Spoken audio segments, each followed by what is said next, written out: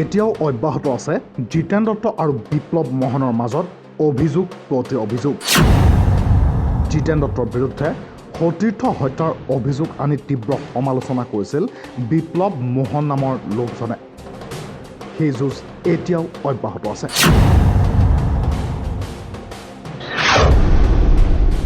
তেওঁ আন এটা ফেচবুক পোষ্টত লিখিছে, দত্ত ডাঙৰীয়া, আপুনি মোৰ ব্যক্তিগত শত্ৰু নহয়।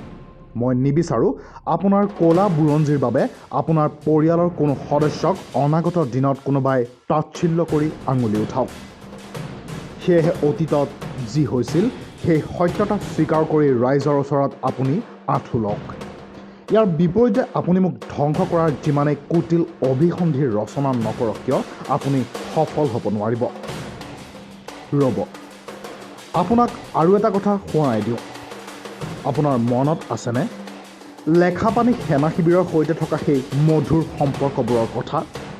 এনেকৈ যোগান ধৰিছিল যাৰ বাবে আপোনাক বিপৰীত পক্ষৰ পৰা ভাল ভাল উপহাৰ আদি দিয়া হৈছিল, লগতে ৰাজকীয় আতিথ্য নিশ্চয় থাকিব। কাৰণ সেই জুতি যিয়ে এবাৰ লয় পাহৰিব নোৱাৰে বুলি কয়। আপুনিও তাৰ ব্যতিক্ৰম নহয়। ডাঙৰীয়া, এই গোপন ৰহস্য যদি আপুনি ভবাৰ দৰে কোনেও নাজানিছিল তেন্তে মই কেনেকৈ জানিলোঁ? এতিয়া আহোঁ মূল কথালৈ। মোৰ লেখনিৰ আৰম্ভণিতে আপোনালোকৰ সংগঠনৰ সোণ হৰলুকি হোৱাৰ কথা উল্লেখ কৰিছিলোঁ। আজি সেই অধ্যায়ৰ লগতে আৰু কিছু আপোনাৰ গোপন অধ্যায় মুকলি কৰিছোঁ, যিসমূহ আপুনি সংবাদ মাধ্যমত একমুখে নস্যাৎ কৰি নিজকে ধোঁৱা তুলসীৰ পাত সজাবলৈ অলপো ক্ৰুটি নকৰিলে। আমি সকলোৱে জানো যে 2000 চনৰ পাছত আলফাত আটাইতকৈ শক্তিশালী দল আছিল 28 নং বেটেলিয়ন। লাগিলে সেয়া সামৰিক দিশতেই হওক বা জনসমৰ্থনৰ ফালৰ পৰাই হওক বা বিত্তীয় দিশতেই হওক। সেই সময়ত সংগঠনৰ টকা নষ্ট হোৱাৰ আশংকাত বিভিন্ন ঠাইৰ পৰা সোণ ক্ৰয় কৰাৰ সমান্তৰালকৈ ভাৰতীয় টকা আমেৰিকান ডলাৰলৈ ৰূপান্তৰ কৰিছিল $1,80,000। এই ডলাৰখিনি সংৰক্ষণ কৰিবলৈ দিয়া হৈছিল শদিয়াৰ ৰতনপুৰ গাঁৱৰ এজন ব্যক্তিক, যাক দদাই বুলি সম্বোধন কৰা হৈছিল। উক্ত ধনখিনি তিনিজন নেতাৰ মাজত $60,000কৈ ভাগ হৈছিল আৰু তিনিওজনে 1 লাখ টকাকৈ মুঠ 3 লাখ টকা সেই দদাইক দিছিল 2 বছৰকৈ ধনখিনি চোৱা চিতা কৰাৰ বাবে।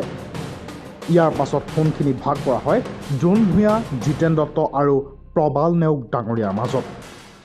সোণৰ ভাগ গগৈ উপাধিৰ আৰু এজনক দিয়াৰ কথা আছিল যদিও পিছত তেখেতক দিয়া নহ'ল, যাৰ বাবে তেখেতে দত্ত ডাঙৰীয়াই কোৱাৰ দৰে 70% বন্দুক সেনা আৰক্ষীক দেখুৱাই নিজে আত্মসমৰ্পণ কৰিলে। সংগঠনৰ সোণ যিকেইজনৰ ভাগত পৰিল সেইকেইজনৰ কোনোবাই গহনা গঢ়োৱালে, কোনোবাই ডিব্ৰুগড়ৰ আলি জুৱেলাৰীত অলপ অলপকৈ বিক্ৰী কৰিলে আৰু কোনোবাই বন্ধকত ৰাখিলে।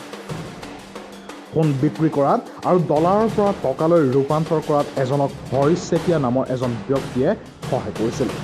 দত্ত ডাঙৰীয়া, এতিয়া আপোনাক প্ৰত্যাহ্বান জনালোঁ, এই তথ্যখিনি মিছা বুলি প্ৰমাণ কৰি দেখুৱাওক। ডাঙৰীয়া, ডলাৰ আৰু সোণ তিনিজনৰ মাজত ভাগ হোৱাৰ পাছতো কিয় মই আপোনাক কেৱল প্ৰত্যাহ্বান জনাইছোঁ সেয়া আপোনাক জনাই দিওঁ। কাৰণ এই গোটেই ঘটনাবোৰৰ মাষ্টাৰ মাইণ্ড আছিল আপুনি।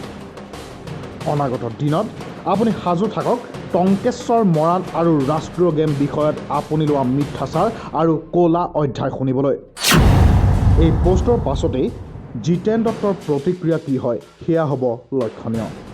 News desk report, the north east voice, Assam.